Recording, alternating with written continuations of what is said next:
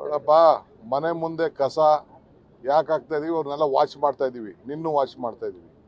ನೀನು ಕೂಡ ಕಸನ ಎಲ್ಲೋ ಬಿಸಾಕ್ಬಿಟ್ಟು ಹೋದ್ರೆ ಎಲ್ಲ ಕ್ಯಾಮ್ರಾ ಕೂಡ ಹಾಕಿದೀವಿ.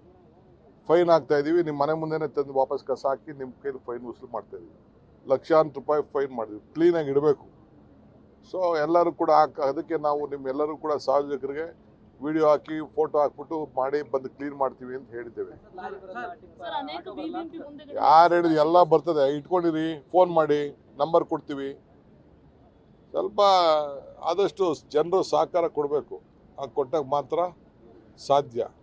ಆಮೇಲೆ ಅಶೋಕ್ ಏನೋ ಧರಣಿ ಮಾಡ್ತೀನಿ ಅಂತ ಹೇಳಿದಾರೆ ಲಾಲ್ಬಾಗ್.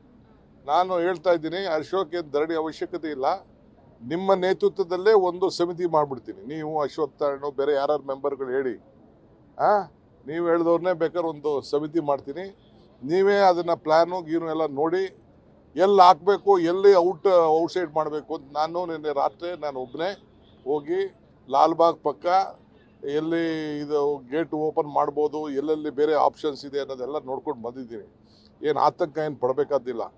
ಅಶೋಕ್ ನೇತೃತ್ವದಲ್ಲೇ ಬೇಕಾದ್ರೆ ಸರ್ಕಾರದ ಒಂದು ಕಮಿಟಿನ ರಚನೆ ಮಾಡೋಕ್ಕೆ ನಾನು ತಯಾರಿದ್ದೀನಿ. ಅವರೇ ಸರ್ಕಾರಕ್ಕೆ ಗೈಡ್ ಮಾಡಿ. ಅವರು ಬೆಂಗಳೂರಿನವರು, ಅವರು 8 ಸತಿ 7 ಸತಿ ಬೆಂಗಳೂರಲ್ಲಿ ಗೆದ್ದಿದ್ದಾರೆ. ಅವ್ರಿಗೂ ಜವಾಬ್ದಾರಿ ಇದೆ. ವಿರೋಧ ಪಕ್ಷದ ನಾಯಕರಿದ್ದಾರೆ. ನಮಗೇನಿಲ್ಲ, ನಾವೆಲ್ಲ ಒಟ್ಟಿಗೆ ಸೇರಿ ಕೆಲಸ ಮಾಡಬೇಕು, ಮಾಡೋಣ.